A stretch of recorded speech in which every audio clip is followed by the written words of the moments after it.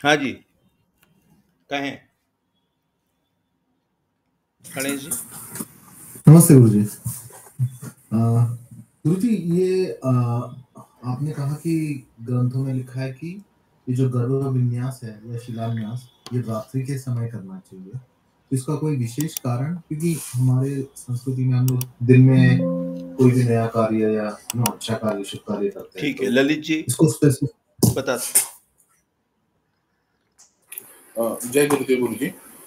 कल आपने जो वो तांबे के तार से जो कट करने वाली विधि बताई थी और कॉर्नर पे आपने बोला था कि कलश लगाना है, तो आप बोलने वाले थे, तो आप आई थिंक वो नहीं बताया, तो वो बार बता देते। क्या बोलने वाले थे? कलश लगाने के लिए, कलश हाँ, वो यही कलश, कॉर्नर्स पे। यही कलश, यही कलश। ठीक है, फिर समय देखेंगे। अभी छोटा सा सवाल उनका आंसर दे दें। जब हमने ये कहा कि शास्त्र में रात्रि में करना चाहिए, ऐसा लिखा है, उस समय हमने ये भी कहा कि हम स्वयं दिन में करते हैं, ये भी कहा, क्योंकि दुरुपयोग होने की आशंका रहती है। कैसी आशंका रहती है उसको अभी यहाँ कहना थोड़ा ठीक नहीं है, तो टॉपिक चेंज हो जाएगा। फिर भी संक्षेप में बताते हैं कि किसी को साइट पे हम गए, किसी के यहाँ बुलाया था, तो हमने कहा कि यहाँ शल्य हो सकता है। फिर उन्होंने कोई बाबा वगैरह से कांटेक्ट किया, बाबा मतलब वो छूछा वाले जो होते हैं, तो उन्होंने कहा वो बाबा आए थे, उन्होंने ऐसा हाथ किया और वो शल्य निकाला और वो लेके गए। तो ये अंधविश्वास या गलत उसका दुरुपयोग ना हो जाए, इसलिए बहुत सी बातें नहीं करते हैं। रात्रि में क्यों करना चाहिए कि जब ठंडे दिमाग से चिंतन करोगे कि भारत पर जब विदेशी आक्रांताओं ने आक्रमण किया तो मंदिरों को लूटा, मंदिरों को बहुत तहस नहस किया, संस्कृति को भ्रष्ट करना चाहते थे, समाप्त करना चाहते थे, वो तो एक कारण रहा होगा। लेकिन उसमें बहुत सारे ये जेम्स वगैरह भी लगे हुए थे, सोना बहुत था। तो वास्तु के ग्रंथों में अभी तक हम पढ़ाते नहीं है कि कहाँ रखना चाहिए, वो शास्त्र में लिखा है कि ग्रंथ में कहाँ होना चाहिए। तो ये जो गर्भ विन्यास करेंगे, इसमें आगे जो अपन चलेंगे तो इसमें रत्न भी रखते हैं और बहुत सारे बहुमूल्य सामान रखा जाता है। तो कहा कि लोग उसको ना देखें, ज़्यादा लोग ना देखें, तो इसलिए उसको रात्रि में करना चाहिए, ऐसा हम सोचते हैं। अभी रहस्य की तरफ आगे बढ़ते हैं। हाँ, बोलें किशन जी। धन्यवाद गुरु जी। ये ब्रीही का क्या मतलब है? ब्रीही ब्री यानी चावल, धान का एक प्रकार है। बताएंगे धीरे धीरे, अभी थोड़ा फ्लो में चलने दें। तो जैसे आगे धान्य आएगा, एक धान्य आएगा, उसका नाम है कुलुत। कुलुत है ना, इसमें आगे नाम आएंगे। देखो भाव प्रकाश कहाँ है, आगे नाम आएंगे। उसमें ब्रीही आएगा, उसमें शाली आएगा, उसमें मूंग आएगा, उसमें उसमें तिल आएगी, उसमें कुलुथ आएगा। ऐसे धान्य के नाम आएंगे, अलग अलग प्रकार के धान्य के नाम आएंगे। तो उसमें एक धान्य का नाम आएगा कुलुथ। कुलुथ का अर्थ होता है कुल्थी। कुल्थी, तो कुल्थी क्या होती है? कुल्थी एक प्रकार का फूड ग्रेन है। और उस फूड ग्रेन को जब आप देखोगे भाव प्रकाश निघंटु नामक ग्रंथ में, तो आपको ये मालूम होगा कि कुल्थी का प्रयोग जो है वो वात संबंधी रोग, रहने दो, हाँ रहने दो, ठीक। वो वात यहाँ दो रखी है, यहाँ पर एक और है पीछे। वो वात संबंधी रोग का नाश करने के काम में आती है, जैसे हिचकी है, वायु संबंधी रोग है, तो उसके नाश में वो कुल्थी का प्रयोग करते हैं। अब जब इसको देखोगे कि वास्तु के ग्रंथ में क्या कहा, तो वास्तु के ग्रंथ में कहा कि इसको वायव्य कोण में रखना चाहिए।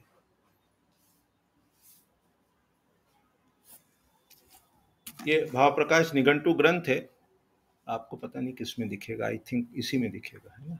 ये भाव प्रकाश निघंटु ग्रंथ है, और इसमें जब कुल्थी का डिस्क्रिप्शन अपन पढ़ते हैं,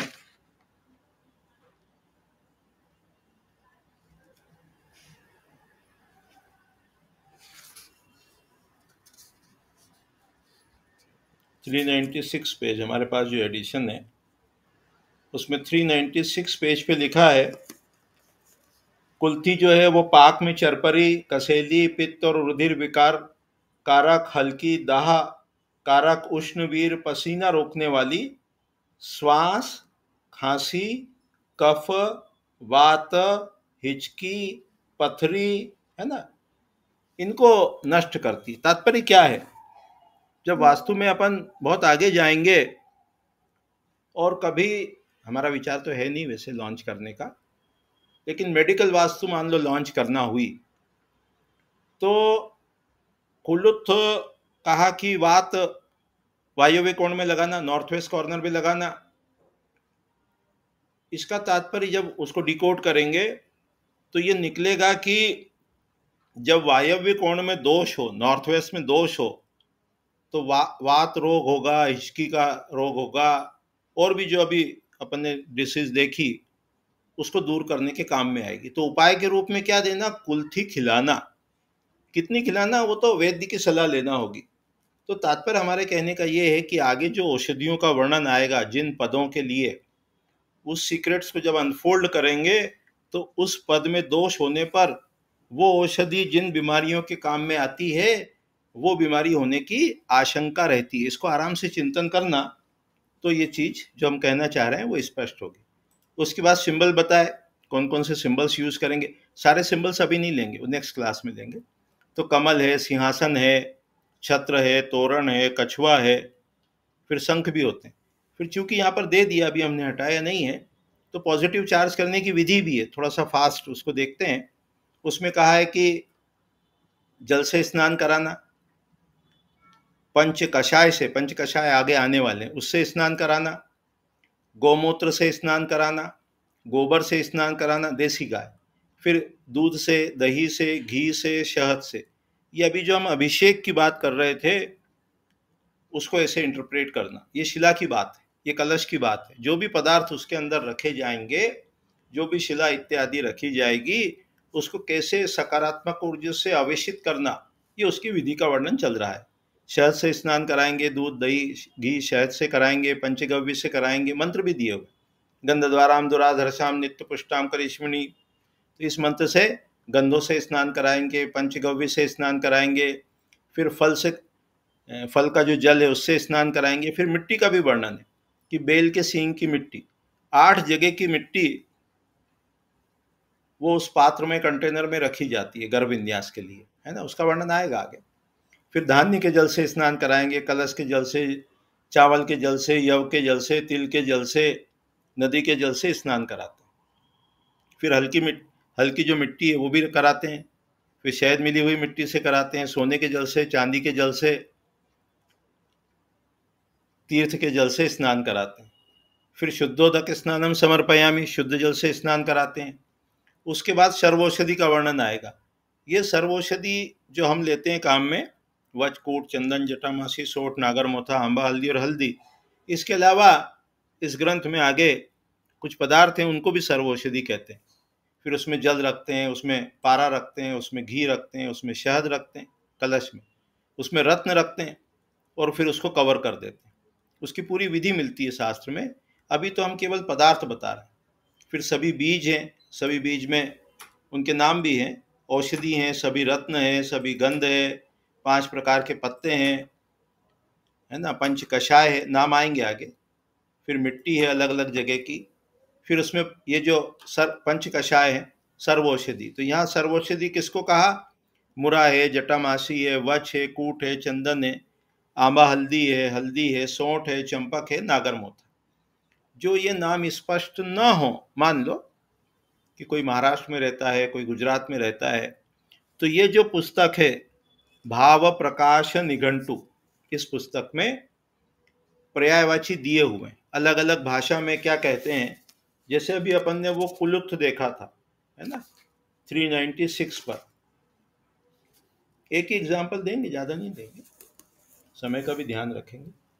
तो उसको हिंदी में कुल्थी कहते हैं, कुल्थी कहते हैं। उसको बंगला में कुल्थी कहते हैं।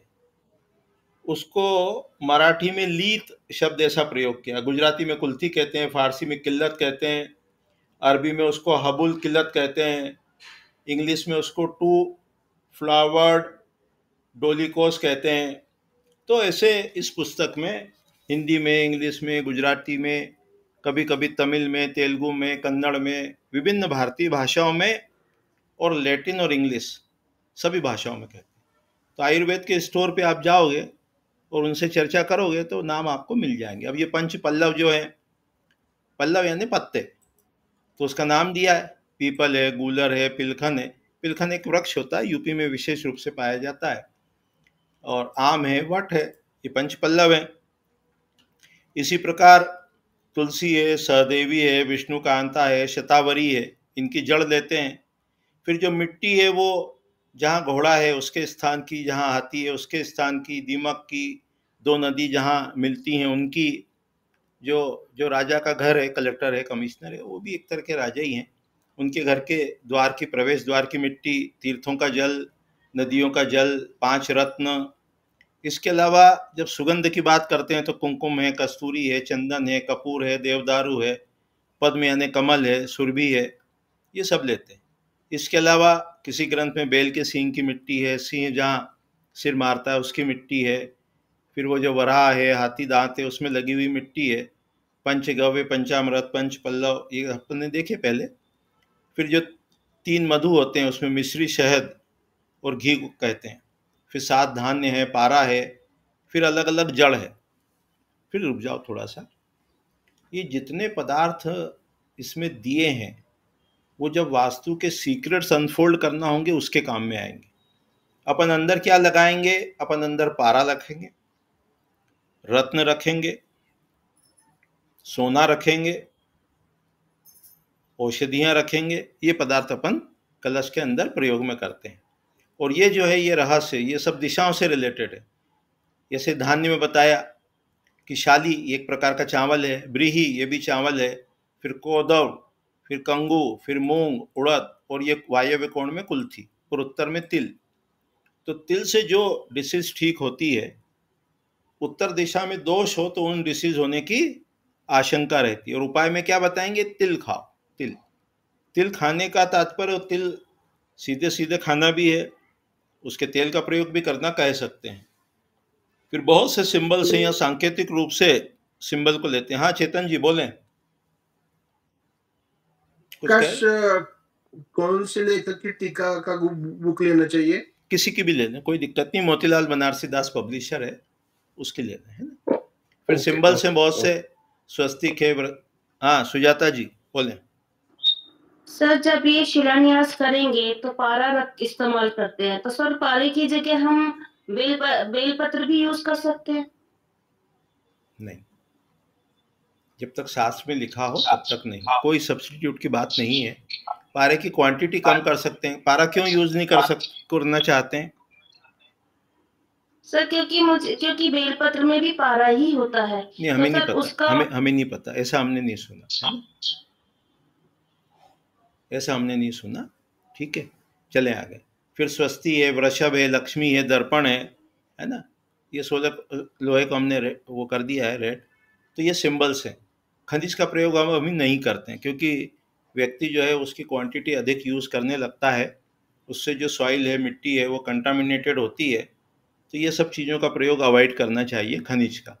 इसका उपयोग जो है अपन करेंगे जब भी, जैसे वितत के पद में मनःशिला लिखा है, थोड़ा सा ये हार्मफुल है, या बृहस्पति के पद में हरिताल लिखा है, तो हरिताल से जो डिसीज, बीमारियां ठीक होती है, वही बृहस्पति के पद में दोष होने पर वो बीमारी होने की आशंका रहती। इसको थोड़ा देव गर्म करके।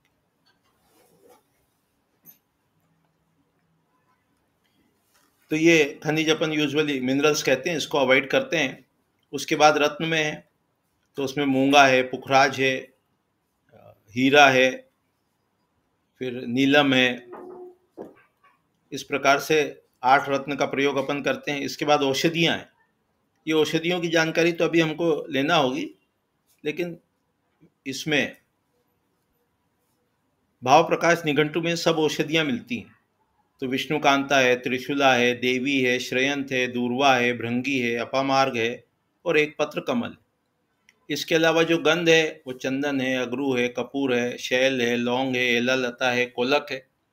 अब यहाँ से थोड़ा सा फिर अपना रहस्य समझ में आता है कि जैसा अपने को कार्य करना हो वैसा गर्भ विन्यास होता है। इसको थोड़ा सावधानी से, हम तो थोड़ा फास्ट चलेंगे, पर आप सावधानी से देखें कि जो शिव मंदिर है उसमें जो शिव जी के अस्त्र शस्त्र हैं उनका प्रयोग करेंगे। कपाल है, त्रिशूल है, खड्वांग है, परशु है, वृषभ है, पिनाग है, हिरण है और सारंग है। जो विष्णु भगवान का मंदिर है उसमें विष्णु जी के सिंबल्स का प्रयोग करेंगे। चक्र है, शंख है, धनुष है, खंग है। इसी में कहीं लिखा हुआ है कि विष्णु के मंदिर में, ये लिखा हुआ है, ये बात, विष्णु के मंदिर में रुद्र के चिन्ह वर्जित है। तात्पर्य क्या है कि जहां हमको जो क्वालिटी डेवलप करना है हमको उसी प्रकार के सिंबल्स यूज करना चाहिए। इसीलिए किसी समय हमने कहा था कि जैसे भगवान विष्णु का मंदिर बनाएंगे तो उसमें भगवान विष्णु की लीलाओं का वर्णन करेंगे, उसमें रुद्र की लीलाओं का वर्णन नहीं करेंगे। बेडरूम है तो वहाँ जो एक्टिविटी परफॉर्म होगी तो उसका इंटीरियर अभी देखेंगे अपन थोड़े समय में, इंटीरियर डेकोरेशन कि शास्त्र के अनुसार कैसा वो इंटीरियर डेकोरेशन होना चाहिए अलग अलग कक्षों का। तो यहाँ से अपने को हिंट लगेगी। फिर जब हम वो क्विज बनाएंगे, क्विज के बारे में भी हमको सवाल पूछना था। वो जो क्विज बनी है आप में से किसी ने यदि देखी हो तो कैसी है, क्योंकि वैसी क्विज हम बहुत सारी बनाने वाले हैं, हर लेसन की, हर टॉपिक के बनाने वाले हैं। तो थोड़ा 1-2 मिनट फीडबैक भी दे दें आपका, ठीक है रूपल जी? बहुत मजा आया वो करके गुरुजी। जी जी, उसका अभ्यास जरूर करें। हाँ हाँ, क्योंकि हमारा उससे उत्साह बढ़ता है तो हम उस ओर प्रेरित होते हैं कि कैसे वो कठिन से कठिन विषय आप लोगों को सबको आसानी से समझ में आ जाए। तो वो फीडबैक देते रहेंगे तो अच्छा लगेगा। कुछ कह रहे हैं कैलाश जी, इवेंट आर्किटेक्ट क्या नाम है, गणेश जी बोले। हाँ गुरुजी, वो देख लिया, सॉल्व भी किया था आज बैठ के जी। हाँ। अब उसमें एक सुझाव हमारा ये है कि जो क्विज रहती है ना, जैसे क्विज में हमने लिखा कि डिग्री लिखें, तो डिग्री लिखे में डिग्री लिखना है, डायरेक्शन का नाम नहीं लिखना है ना, वो थोड़ा ध्यान रखेंगे। हाँ जी, कहें नेक्स्ट। वो क्विज काफी अच्छी है गुरुजी, सिंपल है और शॉर्ट है तो मतलब आसानी से कर सकते हैं। तो ऐसे रहेंगे तो अच्छा रहेगा। बहुत अच्छा, बहुत अच्छा। नेहल जी। जी गुरुजी, क्विज काफी अच्छा है, मतलब हमें काफी फायदा होगा उससे, कॉन्फिडेंस भी आएगा करके। हम ये क्विज कंप्लीट करके आपको एक बार फॉरवर्ड कर सकते हैं। देखो प्रैक्टिकली सारी चेक करना बहुत डिफिकल्ट है, उससे तो अच्छा होगा कि हम सारी क्विज के आंसर बता दें आपको, आप अपनी कॉपी स्वयं चेक कर लें। क्योंकि यदि ऑफलाइन क्लास होती तब तो हम कॉपी एक दूसरे को दे देते। तो अभी आपको केवल, और सभी को ये सुझाव है, अभी हमने डायरेक्टली इनडायरेक्टली एक वर्ड यूज किया कि जहां प्रश्न नंबर 7 में लिखा है कि डिग्री लिखें, वहां डायरेक्शन नहीं लिखना है, वहां डिग्री लिखना है। जैसे मान लो ऊपर की डिग्री, एकदम ऊपर की डिग्री 10 थी, देखो खोल के बता ही देते हैं, क्विज यही सॉल्व कर देते हैं, होगी इसमें शायद। काय में वर्ड में है ना वो, ये वर्ड है, ये फाइल है। किधर है भैया क्विज? काय में टाइप करी, अभी याद भी नहीं है किस में टाइप करी, शायद दूसरे लैपटॉप में टाइप की है, देखें किस में टाइप। 1 मिनट है, देख ही लेते हैं, 5 मिनट लगेंगे क्विज को। प्रेजेंटेशन बंद है, ये प्रेजेंटेशन बंद हुआ, इसका कैमरा कैसे ऑन हो गया? अच्छा दूसरा कैमरा, ठीक है। हिल गया, ये हिल गया, अच्छा।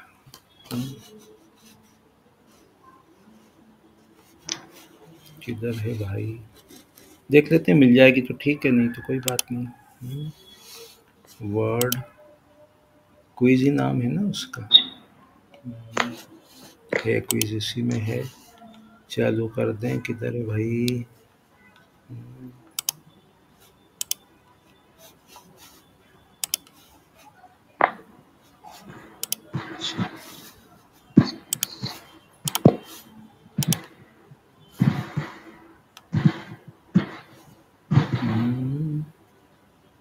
किधर है भाई? ये रही, देखिए क्विज, हाँ ठीक है। देखो अभी इस बार तो सॉल्व कर देते हैं क्विज ये वाली। प्लॉट की दिशा लेते समय कहाँ खड़े होकर दिशा लेना चाहिए? अंदर खड़े होना है प्लॉट के। दिशा लेते समय हमारा मुख किधर हो? रोड की तरफ हो। कहाँ खड़े होना है? कहीं भी खड़े हो जाए, कोई दिक्कत नहीं है। चित्र में नॉर्थ चुने तो पहला वाला, जब 45 डिग्री है तो नॉर्थ इधर है। 3 दिशाएं लिखे, तो ये नॉर्थ है, तो ये ईस्ट है, ये साउथ है, ये वेस्ट है। इसी तरह दूसरा भी है, क्लॉकवाइज चलेंगे तो नॉर्थ के बाद ईस्ट है, साउथ है, वेस्ट है। अब उत्तर दिशा मार्क करें तो 45 डिग्री, ये 15 डिग्री नॉर्थ इधर आएगा, इसमें नॉर्थ इधर आएगा एंड सो ऑन, है ना। लास्ट वाला जो है वो इम्पोर्टेंट है। 3 दिशाएं लिखी। अब ये 10 डिग्री है तो ये कितना होगा? 100। बिल्कुल ठीक। ये कितना होगा? 90। 190। ठीक है। ये कितना होगा? 280। बस इसी प्रकार से क्लॉकवाइज में 90 प्लस करना है। तो यही मिस्टेक जो जिसकी भी होना है वो यही गड़बड़ होना है। ये यदि 90 है तो ये 80 है तो ये कितना होगा? 170। हाँ, ये 170 है तो ये कितना होगा? 260। हाँ, तो बस सबको ध्यान रखना है इसका। तो ये अपने अपने सॉल्व कर लेना। अब गुरुजी चेक करेंगे तो बहुत दिक्कत, यानी टाइम बहुत ज़्यादा जाएगा। उतनी देर में अपन कई दूसरी क्विज बना पाएंगे। किधर चली गई वो? है ना। तो प्रेजेंटेशन किधर है भाई? इसको बंद कर दें। कहाँ से गुरुजी एक सिली क्वेश्चन है। बोले। ये जो आज आप पढ़ा रहे थे ये हमारे नोट्स में कौन से पेज में है? 1 मिनट बताते, 1 सेकंड, थोड़ा हम चालू कर दें प्रेजेंटेशन अपना। 1 सेकंड।